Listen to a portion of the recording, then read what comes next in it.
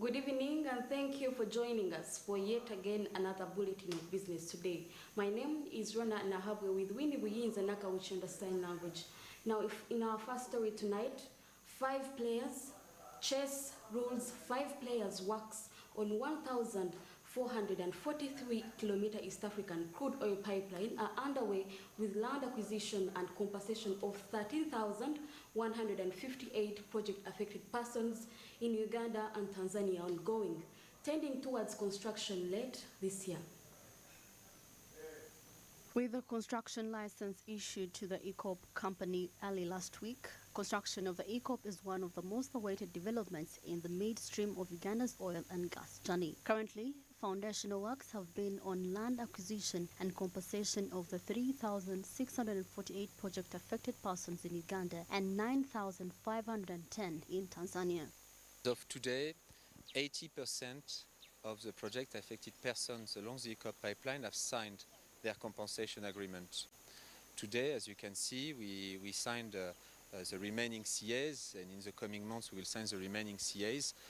As you can imagine, during the Ebola situation, we've not been able, unfortunately, to be in Movende. But as you can see, we resume our activities here to complete the compensation agreement signing.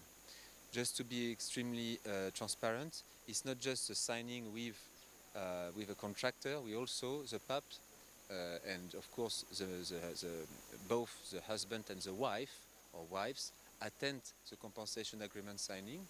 They also benefit, as you can see, from third-party legal support in case they have any question on their rights. Land acquisition aimed by a resettlement action plan is headed for a climax underway since 2018 for both the Tilenga and the ECOP projects. Success has been registered in Uganda for the 296-kilometer coverage and Tanzania, where the pipeline traverses 1,147 kilometers.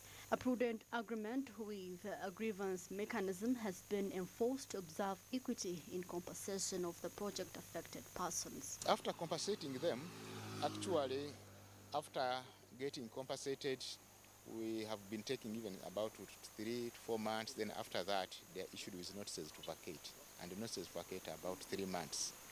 That's the period that is given to them to harvest any crops that they have. There are those who have put some bit of developments, especially in some other places, to also plan and remove them before the project takes over the land. So that's why, like for these ones, they were given 3 months. Then others stopped cultivating. A few others that still felt that they needed to carry on, they carried on. Then after the expiry, actually some of these ones carried on with cultivation even after expiry of the what? Of the cut-off date. So, but officially, the cut-off date is 3 months. Yes. ECOP, the company of ECOP wants to pass through my land. They asked me whether I have land title. I told them that I have it. They told me that they are going to pass through. I told them it's fine.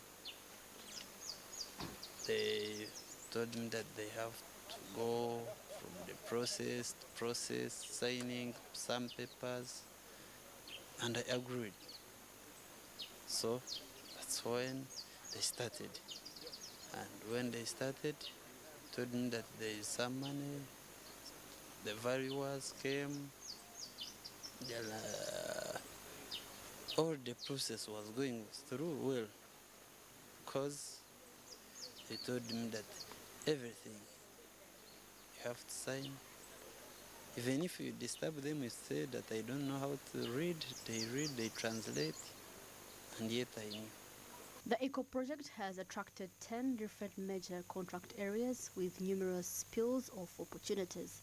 Majors in pipeline construction contracted to China Petroleum Pipeline Engineering Company, construction of resettlement house to Excel, Aegis and ATX, environmental consultancy, technical assistance services, supervision and certification, EPCM, logistics, among others. The government thought it wise to know that crude oil or petroleum products, it's a finite resource. But through how we invest it to support the country or support the human capital, the humans or the Ugandans, economically and socially, you can convert the finite resource to an infinite resource. And that has been a drive. And that I earlier alluded to that as well. When I say that to avoid the Dutch disease, we are saying that, look at yourself participating in the oil and gas development, but also look at yourself when the finite resource has gone. What is it that you can do? For example, we have some institutes that we have earmarked. The Uganda Petroleum Institute, Chugumba. The close to 5 billion investment is manned by a corp company formed by Total Energies with 62% equity, Uganda National Oil Corporation 15%, Tanzania Petroleum Development Corporation with 15%, and Senok with 8%. The heated line shall ferry about 216,000 barrels per day to Tanga. Ivan Tivinkana compiled this story. Away from that, investigations into the misappropriation of the NSSF funds continue to wear new faces. The Finance Minister, Honorable Matia Kasaija, has faulted fellow Minister, Honorable Betty Among, over the controversial 6 billion shillings, as the committee also met the former Managing Director, Richard Byarugaba, who requested for a fair hearing over allegations against him. I received the petitions. The controversial 6 billion shillings continues to dominate the current NSSF management investigations. Today, the Finance and General Ministries locked horns as Matia Kasaija faulted Betty Amongi over the money in question. I could not ask NSSF to give money to run the affairs of government. If anything, I think that they would, maybe could ask me, but I wouldn't say also I wouldn't give you because you have got your own money. You prepare your budget, you will present it. So who asked for the money? The 6 billion? Yes. It is not me. According to Honorable Kasaija, it was irregular for the Minister of Gender, Honorable Betty Amongi, to ask for the 6 billion from the fund in pretext to address activities in her ministry, yet the budget comprehensively caters for it. Honorable Minister, was it irregular for the Minister to ask for the 6 billion? I think I'm repeating, really to me, it is irregular because a ministry that is supervising that body should not ask for money to run the affairs of the ministry, even if it is that those affairs are related to the fund. They should request money from the treasury. We give them the money for treasury, and then because this money is not our money. Please, let's be very clear. This money is workers' money. Earlier on, when the committee met the Gender Minister, she acknowledged the 6 billion shillings but denied being the initiator of the transaction. She also informed the committee that the law offers her authority and power to go as far as even amending the NSSF budget. I want that interpretation from the legal department because issues have arisen whether I have power to amend the budget of NSSF.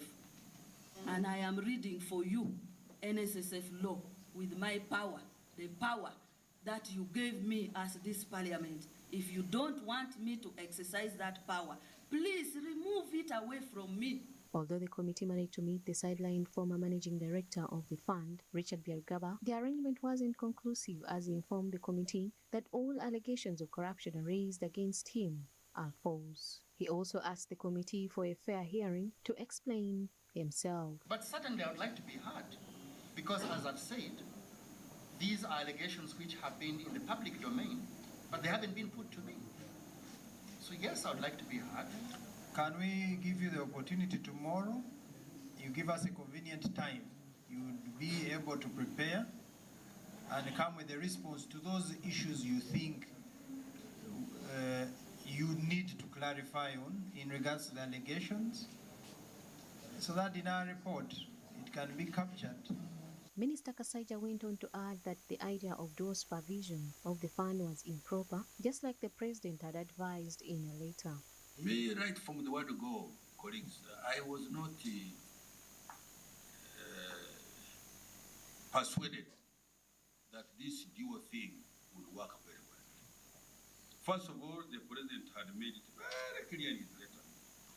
There is the letter of 4th October, he says, for 2019, confirmation of my decision to transfer the NSSF from the Ministry of Gender, Labour and Social Development to the Ministry of Finance and Planning and Economic Development.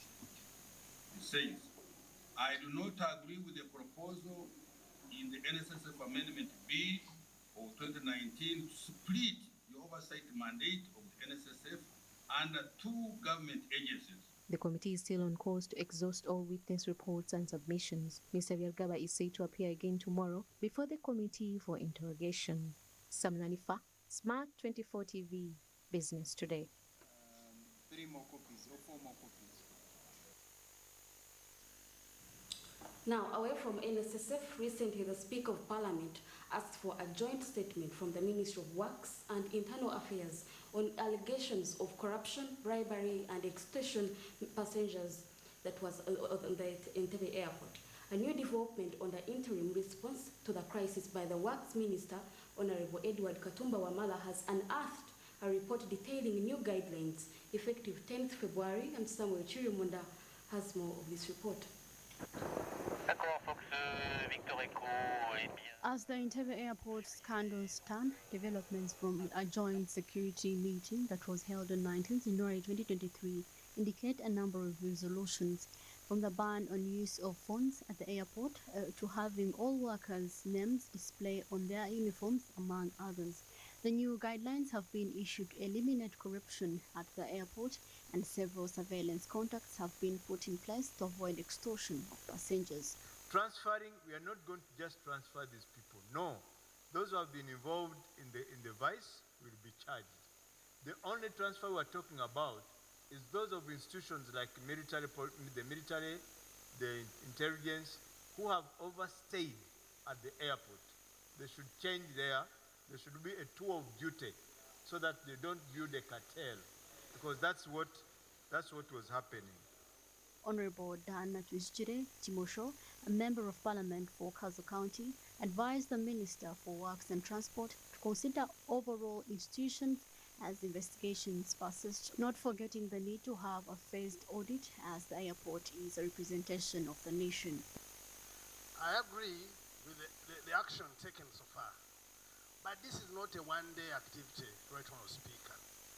What we saw was just a symptom. Right Honourable Speaker, 26 people to be stealing at the same time in an institution, and you think it is something that we can take lightly. I would request the Minister, through you, Right Honourable Speaker, that they should consider an overhaul. The Minister of Works further highlighted that corruption increased in 2020 during the COVID-19 stretching to such unbelievable feat. So far, 26 criminals will face prosecution. Only 12 checkpoints are expected to operate at the airport, and 19 operation organizations have been reduced to 11. They were not all arrested on one day. It started from 2020 up to now. The list is very clear: who was involved, what action was, what did he do, and what is the fate. According to the woman member of parliament from Kutugum, Dr. Abba Lillian, the Works Ministry needs to apply an iron hand to address the issue effectively. It may not be easy for you because you want to be a clean person, but it's a racket. And fighting a racket, the good thing, you have a background of being a soldier. Honorable Minister, get the guns together. Let's clean this mess and have the face of Uganda portrayed to the entire world as a good one. Uganda's corruption trend has taken a major destruction of development as it cuts across major sectors, from taxes, mineral resources, among others. Samuel Chirimunda compiled the story.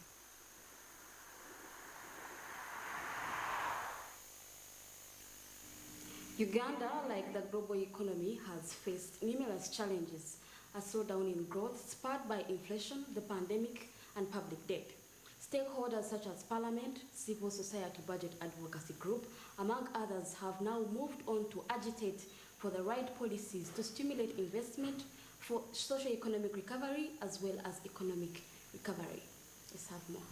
In the budget for the financial year 2023-2024, the government has, through its program-based funding, further focused on driving socio-economic transformation and recovery meted by the National Development Plan 3 among devolved parameters. Uganda's GDP dropped from 6.4% in the 2018-2019 financial year to 3.0% in 2019-2022 due to economic shocks that sharply slowed the economic growth. Despite resilience evidenced by the gradual growth trend, 3.5% in the financial year 2020-2021 to a projection of 6.0% in the upcoming financial year, a comprehensive approach commitment to key investments. On the part of consolidating the good things that are in the budget, number one is the reduction in domestic borrowing. We believe that is very good because you are reducing from 5 trillion to 1 trillion. You are sending a signal to the banks in this country that in the come next financial year, you should lend money more to the private sector than to government. And we are really, that signal has got two major consequences that are likely to come. Number one, the interest rates are likely to come down because now banks are going to be stuck with money and therefore they are likely to reduce the interest rates. But also we are likely to see economic recovery because more private sector will be getting loans to generate production and also create employment. Investment in infrastructure, increased funding for sectors such as agriculture to support market stability and food security, plus a sustainable investment climate are noted necessities. According to Honorable Agnes Atim Apea, a member of the Budget Committee, government needs to invest in areas that generate vast revenue to get the country back to its feet. The first questions we are asking all the sectors and budgets that are presenting to us is what is the source of revenue? Because most sectors come asking for more money. And when they ask for more money, you're asking them as a sector, show us the areas where you're generating revenue. And we normally guide that if I were the accounting officer, I would invest money in areas that would generate more revenue. Following the damage of global inflation, the Bank of Uganda has had to maintain monetary sanity through its policies, which has recorded a high lending rate to regulate the circulation of money amidst outcry by the investment community over uncertainty. In the strategic plan of the bank, 2022-2027, which we launched last year, one of our strategic objectives is to enhance price stability. And here we are looking specifically at inflation. Our target is to keep inflation at 5% with a deviation margin of plus or minus 3. So 5% is our objective. And if you ask me why 5%, this is based on empirical studies.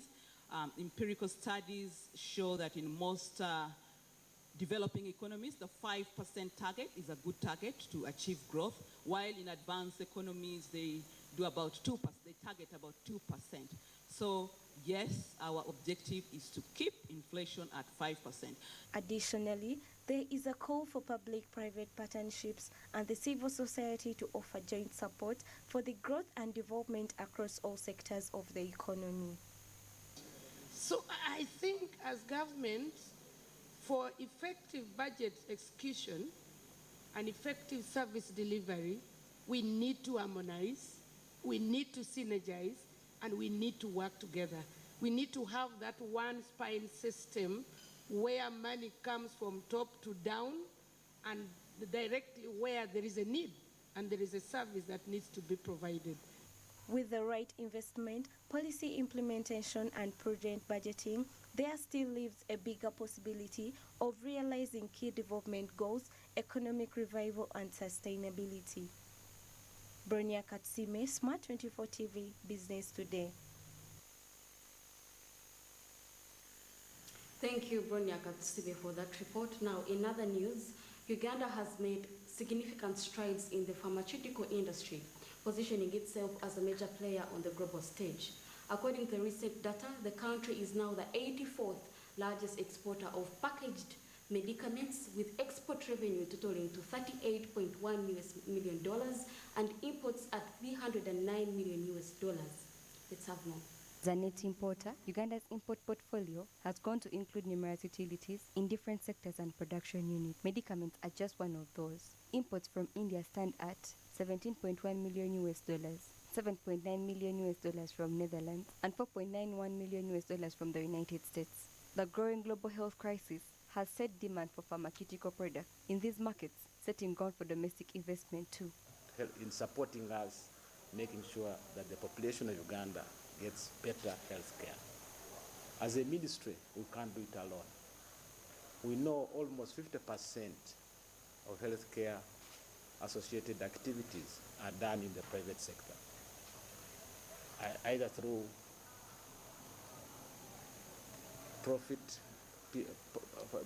the profit organization, those PNFP, that's not for profit, but also for profit organization.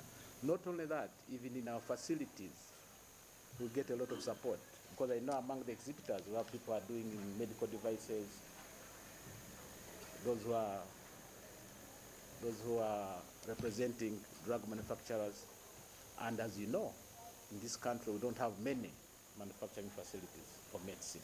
As of 2020, medicament exports amounted to $38.1 million exporting majorly to South Africa, Botswana, and Kenya. Investing in research, science, and innovation is expected to speed up the growth of the pharmaceutical industry, and players anticipate market penetration through platforms such as the Pharmaceutical, Medical, and Health Exhibition, slated for 16th to 18th this month. And we do this through regulation of the entire supply chain, or the entire value chain of medicines, right from production, distribution, importation, sale, and use of the medicines. We do this through the partnerships that we enjoy with all distributors and all manufacturers of medicines. And this expo is an opportunity for us to interact with our stakeholders in the drug supply chain.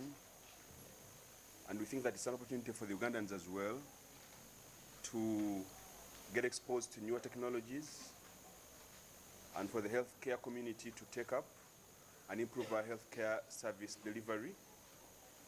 We also think it's an opportunity for the local pharma industry to showcase what we have in stock.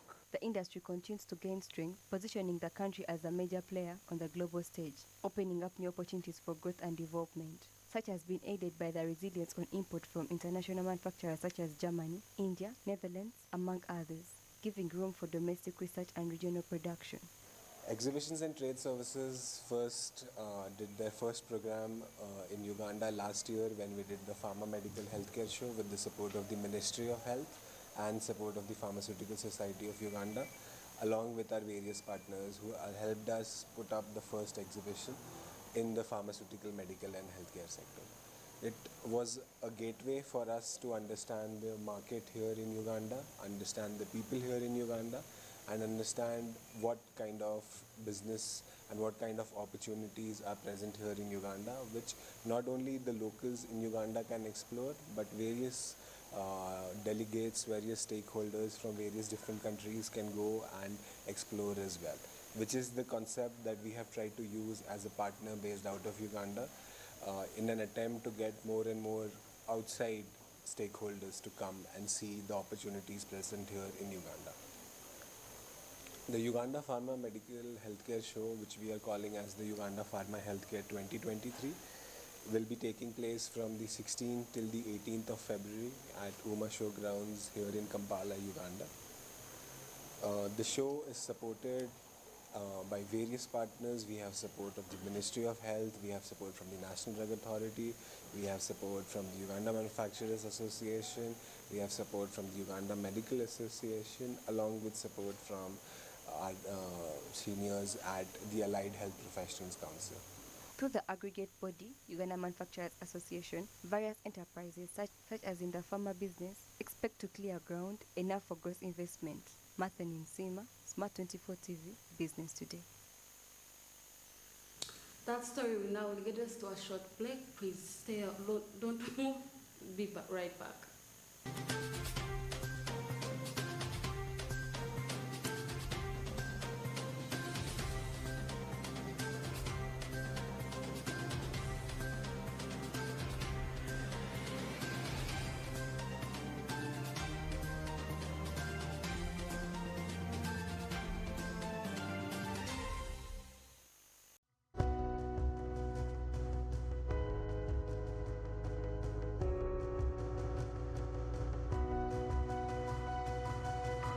Smart 24, driving business.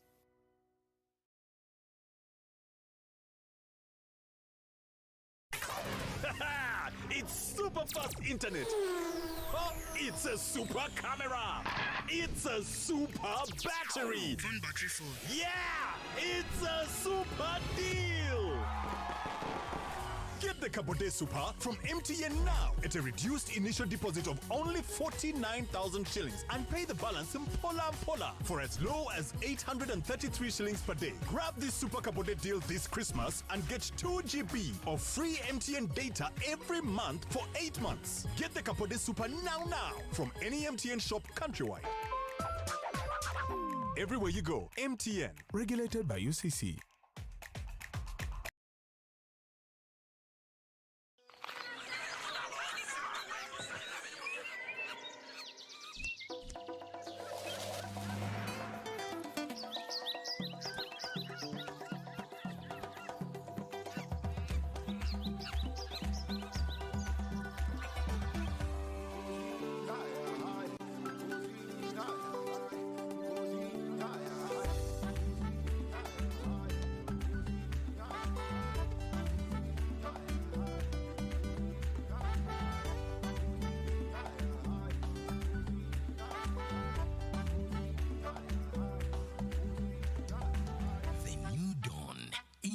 Sky.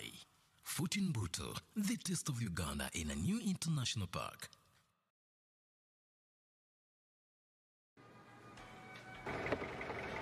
He must be rich, tall, handsome, from a respectable family.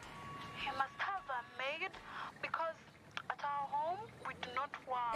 Conductor Masao. What? Obadde olobye ku simu? Yamunange anti yo TV enkolera.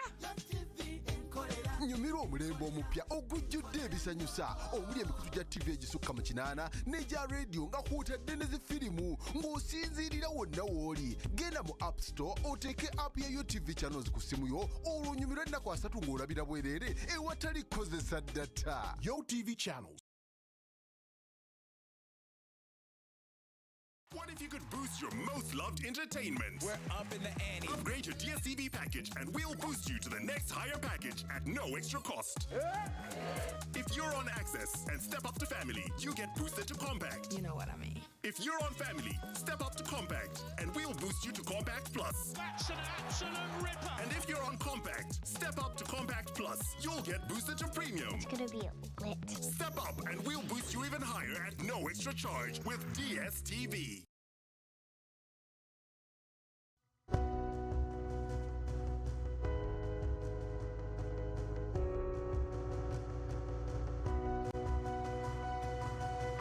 Smart 24, driving business.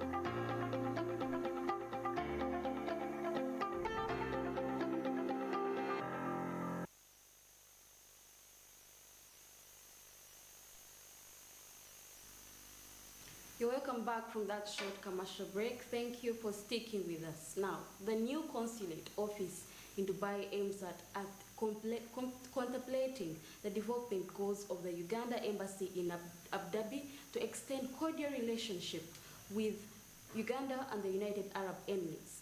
In our coffee call tonight, Fred Makubia engages the ambassador, Henry Maiga, on the bilateral relations between both parties.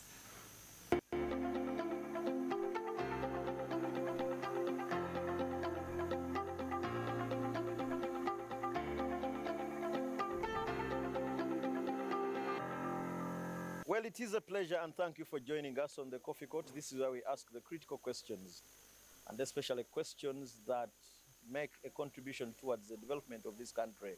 called Uganda. And tonight, our emphasis will focus on the bilateral relationship that Uganda as a country keeps on signing on a daily basis. And joining me to discuss this is Ambassador Henry Maiga, definitely from Abu Dhabi. Ambassador, thank you for joining me.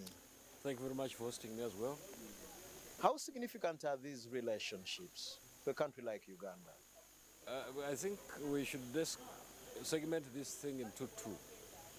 The first one is the traditional diplomacy that we carry out as diplomatic missions of our country abroad, mainly to prosper the bilateral political relations.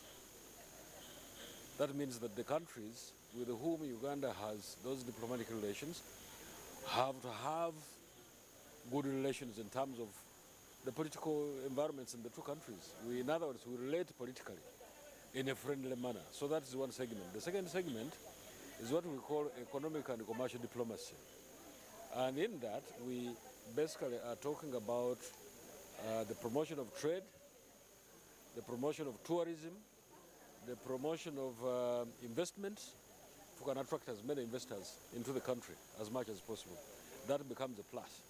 And as far as diplomatic missions are concerned. So, extremely important that these diplomatic relations, which you have called bilateral relations, are actually promoted so that Uganda and other countries with whom they have these diplomatic relations can actually trade, have these tourist, attractions between the countries that we're talking about, and then attract FDIs, foreign direct investment.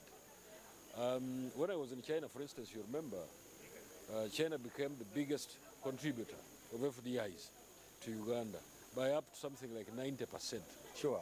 So because of that, definitely countries have to relate in order to promote trade, in order to promote tourism, in order to attract foreign direct investment, because we are in need of these investments for purposes of developing our economy, for purposes of ensuring that we create employment for the many unemployed that we have in the country. Okay, so if we are to break one by one, how much have we yielded? Probably we could begin from issues regarding trade.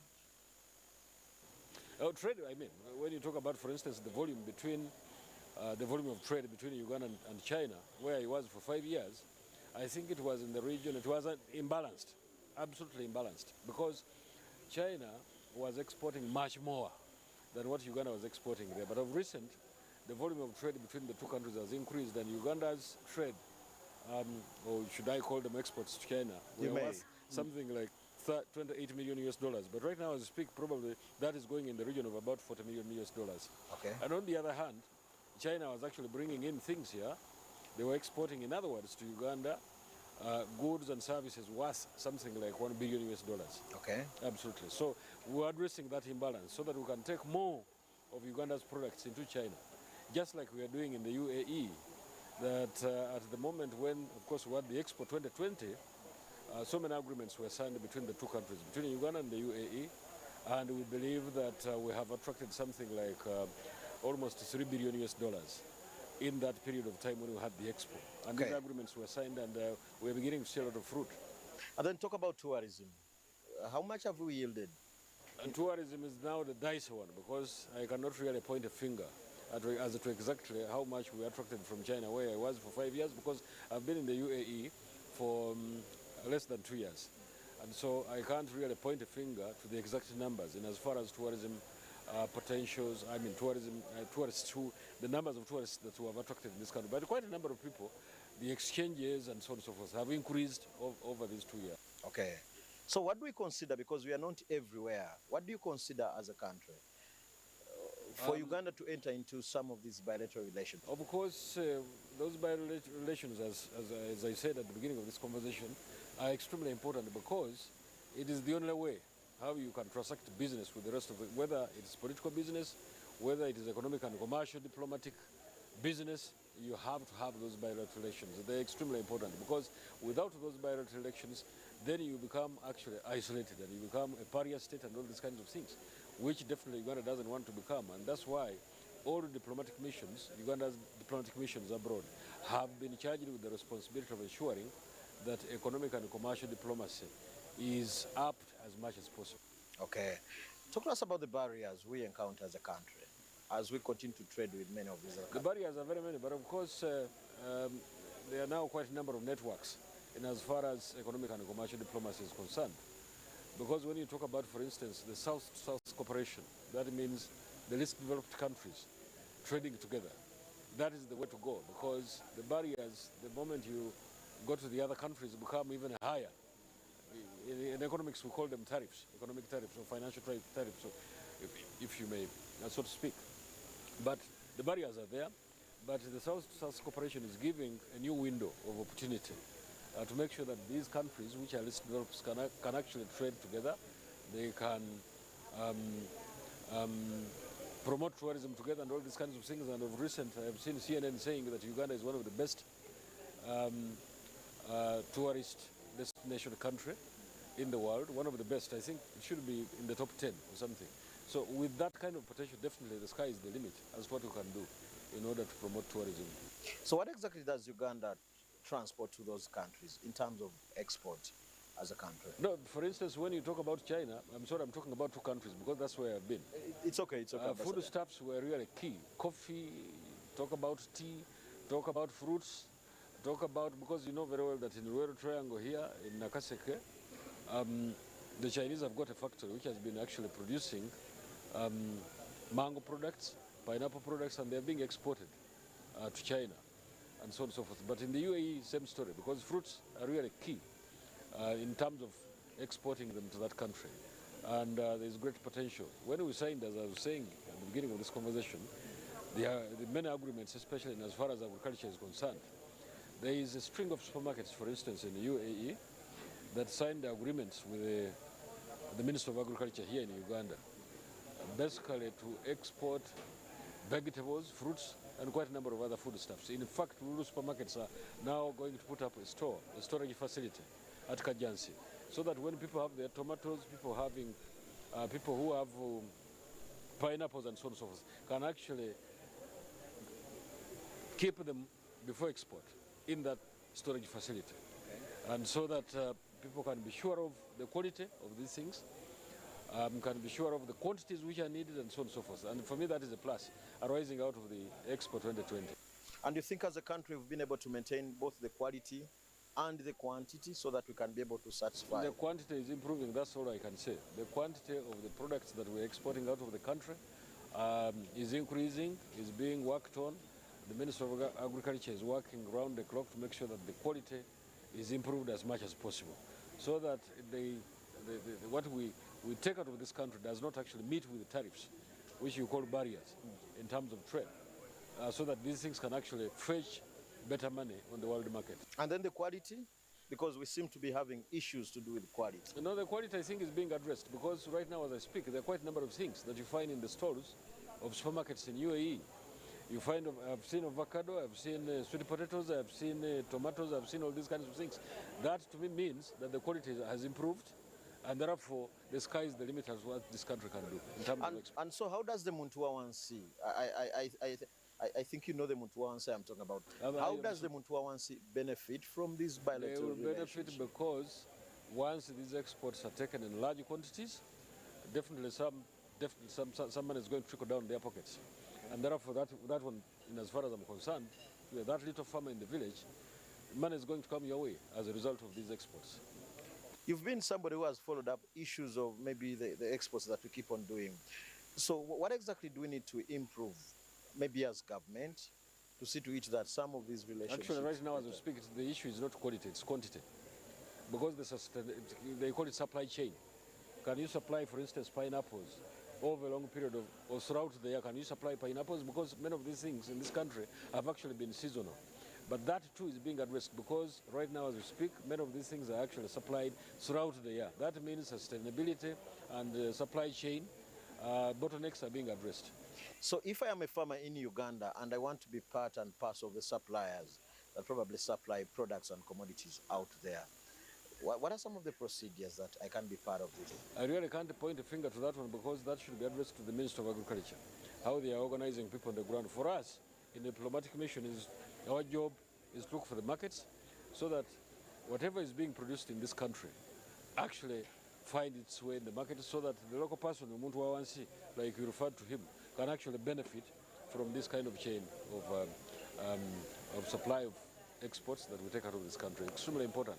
Allow me a little bit to drive you to issues of politics. You know the politics that keeps on playing in this country.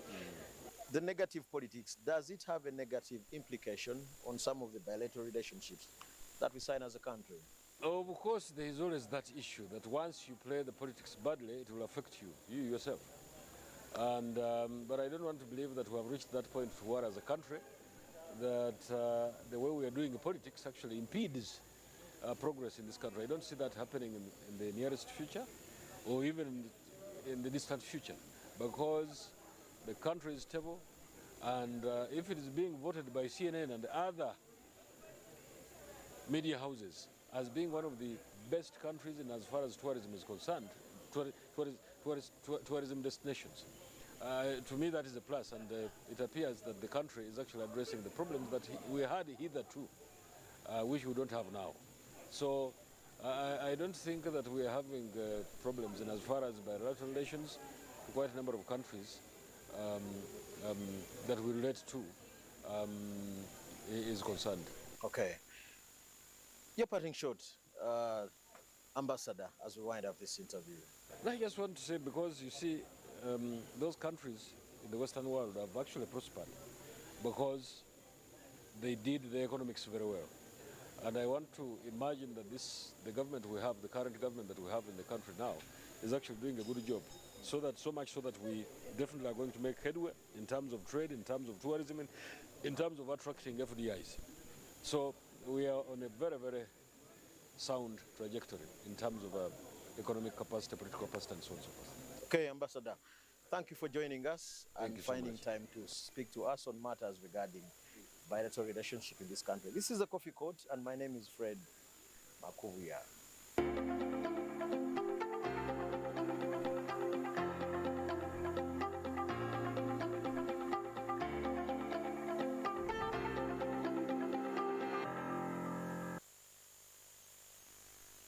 That conversation will now lead us to the end of Coffee Court. As always, thank you for the pleasure of your company. If you missed this, there's a link on YouTube where you could stream and watch. And then also you could also follow up on our social media platforms, that is Twitter, Facebook, and Instagram, for more deliberate conversations about business. As always, my name is Ronnah Nahabwe. With Winnie, we use the Nakawuki in the sign language, and have a good night.